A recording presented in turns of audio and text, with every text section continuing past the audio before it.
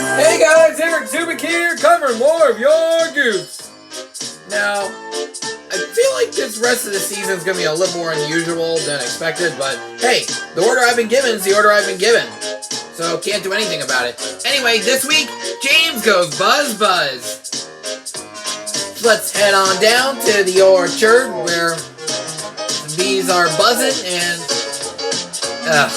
can't really think of anything else. Trevor the traction engine was enjoying his work in the vicarage orchard. Birds were singing and apples were ripening on the tree. And apparently, for some odd reason, the red coaches that James is pulling their roots are actually crooked. I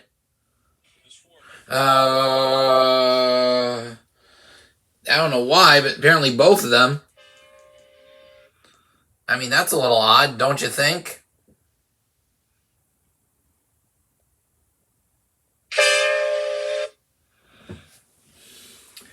Anyway. It was a lovely day. "Hello, Trevor," said James. "You look as bright and cheerful as my red paint." And a little bit scratched. I'm guessing he was attacked by a werewolf before this episode. Replied Trevor. "What's that noise?" "It's the bees," laughed Trevor. "They're all in these boxy things called beehives. I'm taking them to the station." Oh, the camera's shaking a bit. "The vicar says his bees make good honey, and he's giving some of them to his friends." Just then, Boko, the diesel engine, hummed in. "Take care, you two. Don't make the bees angry. They might sting you." James didn't like being told what to do by a diesel, and he buzzed away. "Goodbye, Trevor," called Boko, and set off to see Duck at the next station. Wait a minute. I don't think Boko has a brake van. And neither do Bill or Ben. That's one for Ben and one for Bill. Also, that twin is not steaming at all.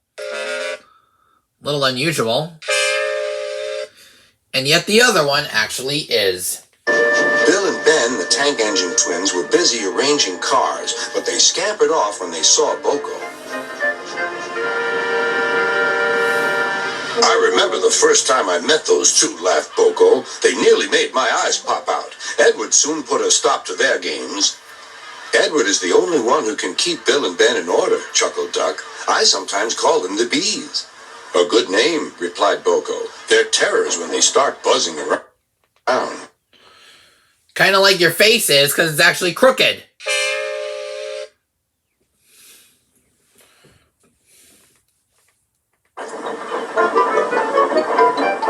James bustled in.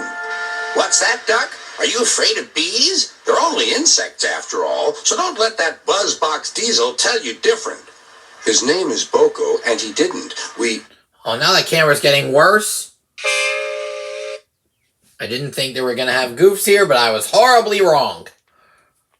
"I wouldn't care if hundreds were swarming around. I'd just blow smoke and make them buzz off." "Buzz, buzz, buzz," retorted Duck. The next morning, James arrived at the station to collect his coaches. The passengers were excited and keen to get on board. Yeah, you think. But he actually bumped the coaches back, actually.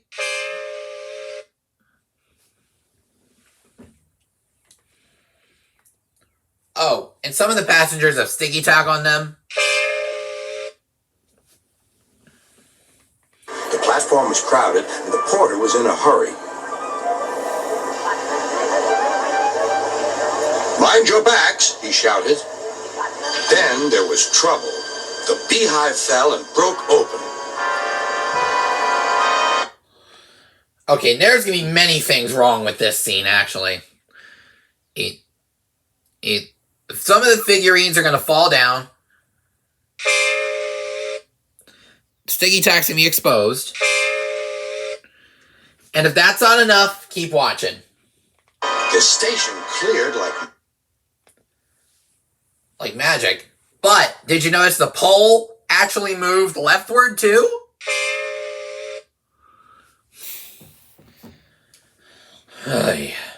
Anyway. Magic. James heard a familiar buzzing. The bees were too cold to be cross, so they buzzed around the fireman, hoping he'd mend their hive. But he didn't understand, nor did his driver. So the bees turned to James. His boiler was nice and warm. Buzz off, hissed James. One bee burnt his foot. Wrong. He actually burned 2.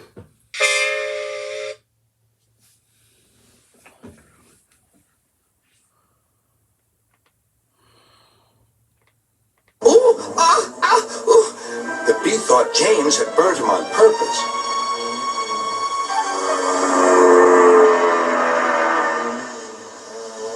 So it stung James right back on the nose. Eee! Whistled James. He had had enough. So had his fireman and driver. They didn't notice till too late that they had left all their coaches behind. They tried everything to get rid of the bees. First they spun on the turntable, but to no avail. They tried washing them off, but the bees clung harder to James's warm boiler. Wow. Then they tried smoking them off by going through a long tunnel, but still the bees wouldn't go away. It's no good, James, said his driver. We'll just have to go back to the orchard and fetch another hive. At least they cover up the funnel in the original broadcast because there's black glue stuck to it. James's reply was drowned by the sound of buzzing. The vicar was waiting anxiously for James. When he arrived, the bees swarmed straight into their new home. Come on, James, said his driver. What you need now is a good hose down. Where was the background? It disappeared on the close-up of his driver. Later that evening, James was resting in the shed when the vicar came to see him. Thank you for saving my bees, he said. It's a bit... And that black glue is still have not left. That's also a pity. What's also a pity is... It's not Christmas. Then we could call you James the Red-Nosed Engine. Everyone laughed, even James. But instead, they decided to call James the Bee's Knees, which means they thought he was more useful than ever. And that's the end of the story. If I missed any goofs, leave a comment down below. Don't forget to like this video if you've enjoyed. And do not forget to subscribe if you haven't done so already. And turn on all post notifications so you won't miss a single upload. This has been Eric Zubik signing off for now. Catch you guys in the next station. All aboard!